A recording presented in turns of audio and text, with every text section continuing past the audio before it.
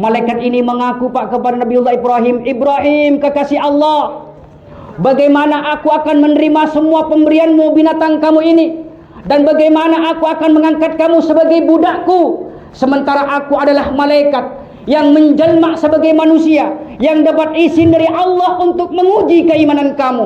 Apakah di dalam ruang hatimu masih ada mencintai hal yang lain selain Allah Subhanahu wa ta'ala? Ayyuhal hadirun, para jemaah sidang Idul Adha atau talasan kurban rahimakumullah.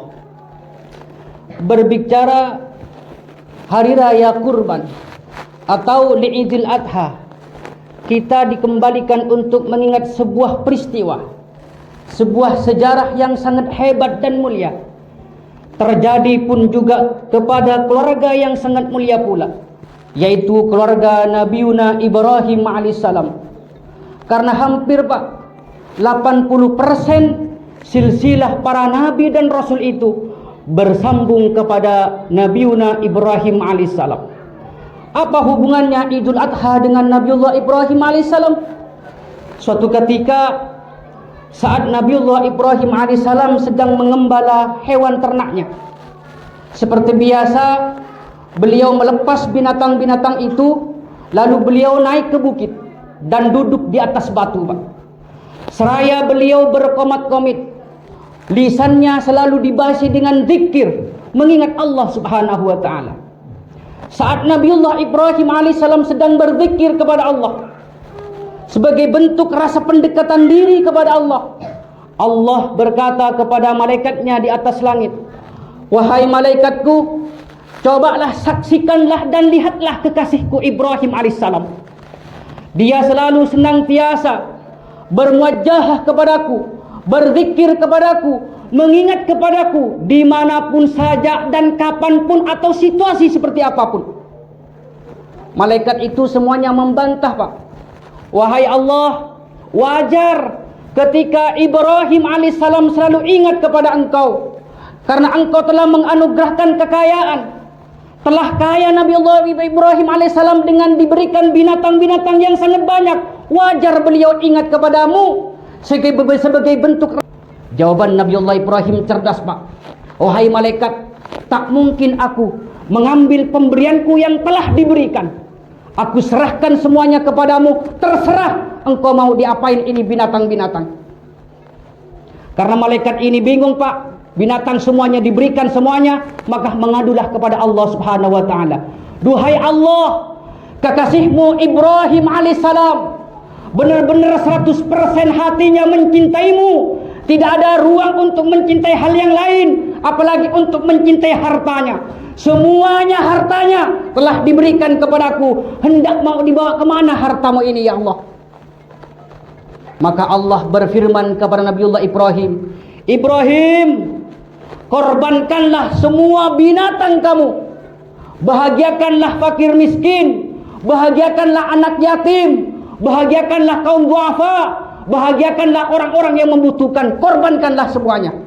Maka seluruh binatang itu Pak dikorbankan oleh Nabiullah Ibrahim alaihissalam.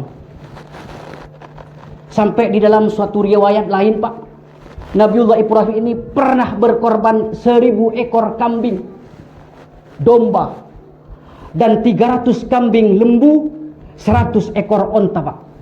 Subhanallah. Sehingga pada saat semuanya telah dikorbankan oleh Nabiullah Ibrahim, Nabiullah Ibrahim masih berkata kepada Allah, duhai Allah, andai kata engkau menganugerahkan seorang anak kepadaku dan engkau memerintahkan untuk menyembelihnya, seketika itu aku sembelih anakku itu sebagai bentuk penghormatan dan ketaatanku kepadamu. Maklum Pak, karena Nabiullah Ibrahim dengan istri yang pertamanya 86 tahun tidak dikuraniai anak, sehingga berkata sedemikian. Kisah yang sederhana ini Pak, apa yang harus kita ambil hikmah dan pelajaran di dalamnya? Pertama Pak, Nabiullah Ibrahim ini sebagai Khalilullah, kekasih Allah. Artinya Nabiullah Ibrahim memberikan pesan kepada kita sebagai umatnya. Pesan yang pertama, Nabiullah Ibrahim mengajarkan kepada kita, tidak ada harganya harta yang kita miliki, tidak ada gunanya semuanya fasilitas yang kita miliki dibandingkan tunduk kita secara total kepada Allah Subhanahu wa taala. Tidak ada apa-apanya. Jangan dijadikan dua Allah, harus Allah dijadikan orang yang zat yang pertama. Artinya apa? Karena kita tidak memiliki hati seperti Nabiullah Ibrahim alaihissalam. Hatinya tidak selalu ingat kepada Allah. Minimal kulah ben sampai nikah, isi hatinya ketika kita menunaikan solat 5 waktu saja. Ketika kita solat bertakbir kepada Allah Subhanahu wa taala, jangan sampai ada hal-hal yang lain yang masuk terhadap jiwa kita. Sepenuhnya hati kita harus diserahkan kepada Allah Subhanahu wa taala. Minimal itu, Pak.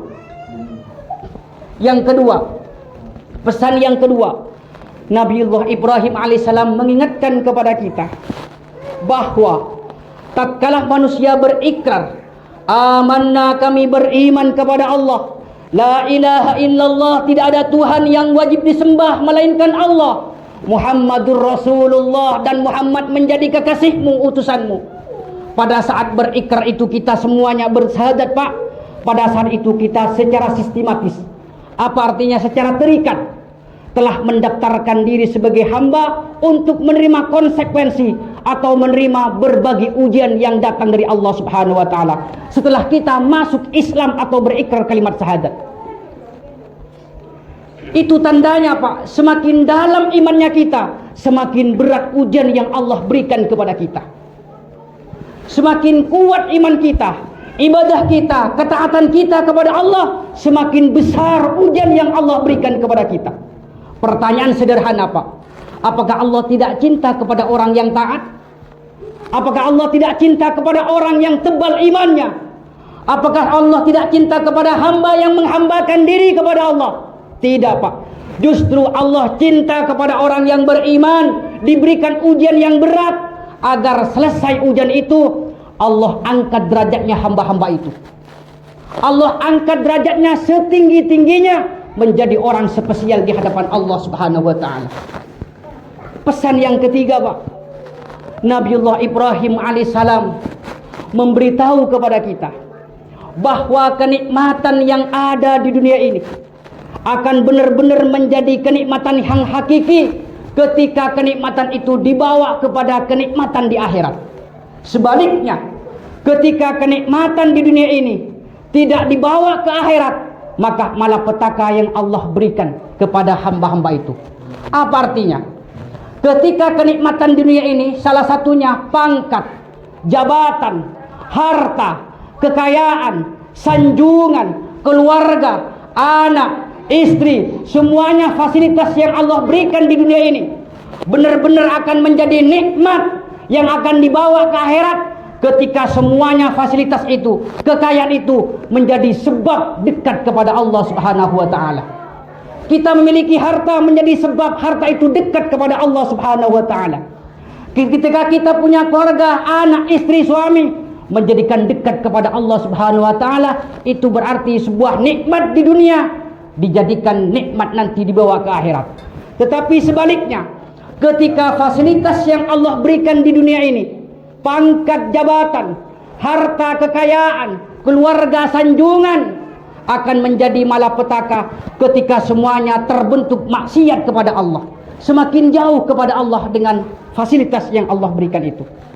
Karena itu, jemaah salat Idul Adha rahimakumullah, mari kita bermuhasabah selalu kepada Allah Subhanahu wa taala untuk menjadi manusia dari hari ke hari lebih baik, untuk beribadah kepada Allah dan menjadi manusia yang lebih sabar, lebih bertawakal dalam setiap harinya. Dan mari kita, kelebihan kita yang kita miliki, jadikanlah jembatan untuk memperoleh dan menjemput ridhonya Allah Subhanahu wa taala. Allahu akbar, Allahu akbar, Allahu akbar. La ilaha illallah, Allahu akbar, Allahu akbar, walillahil hamd.